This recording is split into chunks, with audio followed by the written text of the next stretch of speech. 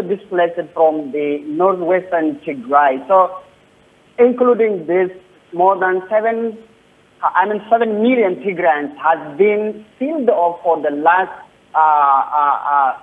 23 months, and they couldn't get food, they couldn't get medicine, they couldn't get internet. They are totally filled off without electricity, without banking, because all these services have been weaponized by the federal government. At the same time, these are also politicized by the African Union, including the United Nations Security Council. So even this is not enough for the federal government to finish the people of Tigray. As a result, the government has invited foreign force. The government has invited neighboring force, that's Eritrea, to further the annihilation of the people of Tigray. As a result, after igniting the war in August, on August 15, 20, and 22, the renewed aggression has killed more than thousands of Tigrayans, destroyed the infrastructure, the soft and hard infrastructure of Tigray. So now here the world, the media, the international advocates are talking about the issue. They are talking about the problem, but they are not talking about the solution. What the people of Tigray need at this time is not to talk about the problem, but to talk about the solution. Look, okay, let's talk about the solutions, because the government says it's been committing to a peaceful resolution of the conflict through the AU-led peace talks. We know that there was a ceasefire which was then broken. Obviously, you're speaking on behalf of Tigrayan people, but there also have been, according to civil society organizations and human rights organizations, what they say has been human rights abuses on both sides. What is your response to that? In the first place, I'm not representing the government of Tigray. I'm not representing the people of Tigray. I'm not talking on behalf of the Association for the Tigrayans here in South Africa. I'm sharing my thoughts as a Tigrayan. So, regarding the peaceful resolution of the conflict, it's better to dissect this issue into the three groups. The first one is the conflicting parties, that is the people of Tigray. The second one is the government of Ethiopia. And the third one is the African Union and how they are looking into this issue.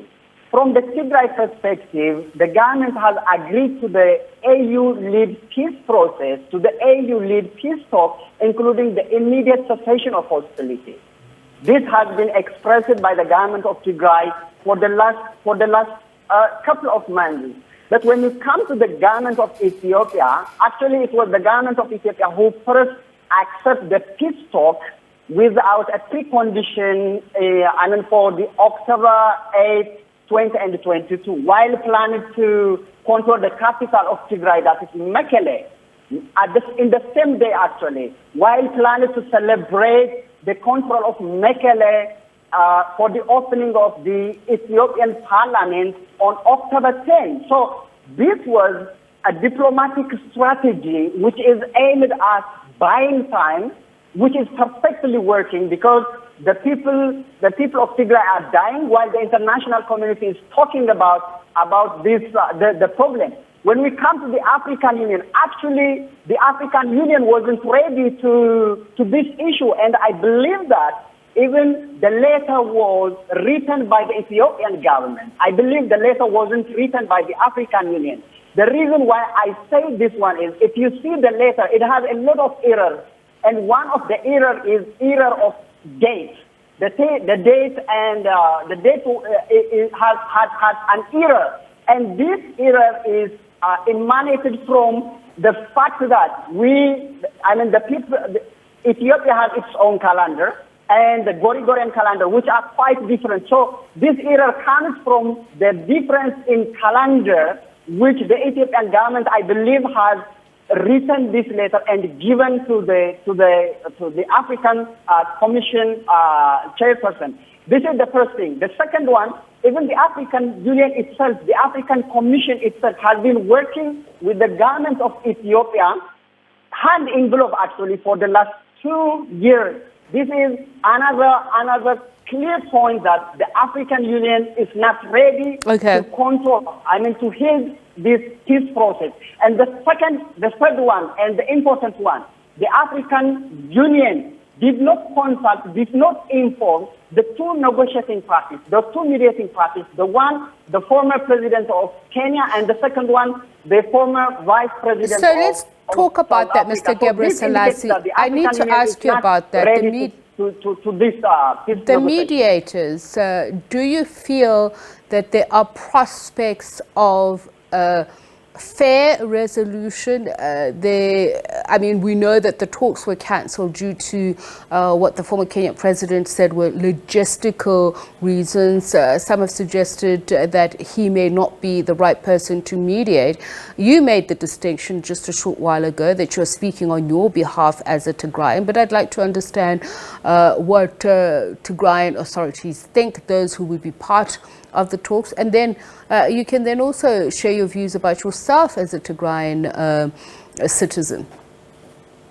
Yeah, actually, we are not against, we have never been against the African Union. We have never been against the African institutions.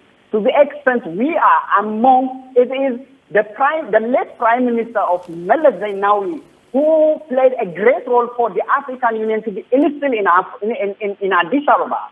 So we have never been against the African Union and the African institutions. We still believe that African problems should be addressed by Africans.